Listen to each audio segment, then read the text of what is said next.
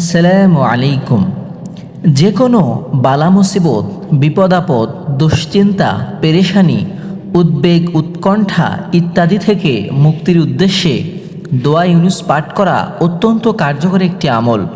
কিন্তু এই দোয়া ইউনুস কখন, কিভাবে এবং কতবার পড়তে হবে? দোয়া ইউনুস পড়ার নিয়ম হলো মহান আল্লাহর কাছে একান্ত বিনয় ও নম্রতা, একাগ্রতা, পূর্ণ আন্তরিকতা ও ভয় ভীতির মাধ্যমে যাবতীয় বিপদ আপদ থেকে মহান আল্লাহর কাছে দোয়া করা। তবে এর জন্য নির্দিষ্ট কোনো পরিমাণ বা সংখ্যা নেই।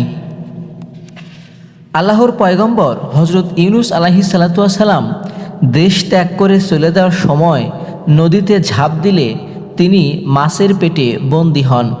এ অবস্থায় বিপদে পড়ে তিনি মহান আল্লাহর কাছে যে দোয়া পড়েন, আর সে দোয়ার বরকতে আল্লাহ তাকে মহা বিপদ থেকে উদ্ধার করেছিলেন। তাই দোয়া ইউনুস, আর তা হলো লা ইলাহা ইল্লা আনতা সুবহানাকা ইন্নী কুনতু মিনাজ জালিমিন। বিপদ মুসিবতে দোয়া ইউনুস পড়ার উপকারিতা অনেক বেশি।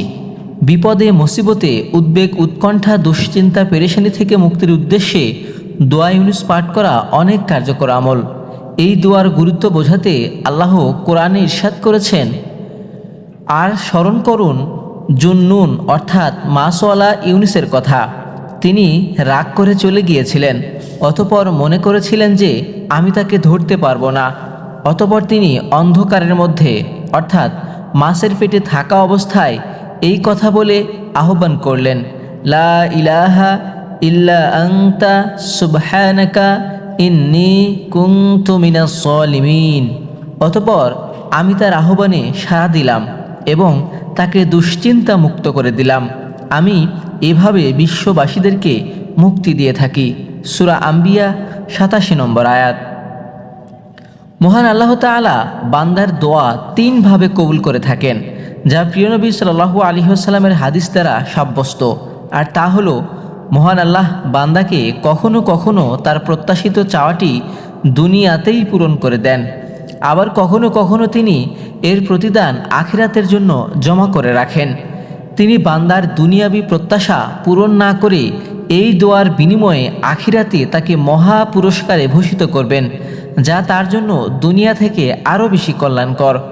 কখনো এই দোয়ার কারণে তাকে বড় ধরনের বিপদ থেকে হেফাজত করেন, যা তার জন্য একেবারে অবশ্যম্ভাবী ছিল। আল্লাহ তাআলা মুসলিম উম্মাহকে যথাযথভাবে দোয়া ইউনুসের মাধ্যমে বিভিন্ন বিপদ আপদ থেকে মুক্ত থাকার তৌফিক দান করুন, যেভাবে তিনি হজরত ইউনুস আলাইহিস সালাতু ওয়াস সালামকে বিপদ থেকে হেফাজত করেছিলেন। এই দোয়া ইউনুসের মাধ্যমে দুনিয়াবাসীকে মহামারী সহ যাবতীয় প্রাকৃতিক বিপর্যয় থেকেও আল্লাহ সুবহানাহু ওয়া তাআলা হেফাজত করুন। আমিন। ভিডিওটি ভালো লাগলে লাইক দিবেন, কমেন্ট করে আপনার মতামত জানাবেন এবং এমন আরও ভিডিও পেতে আমাদের চ্যানেলটি সাবস্ক্রাইব করে আমাদের সাথেই থাকুন।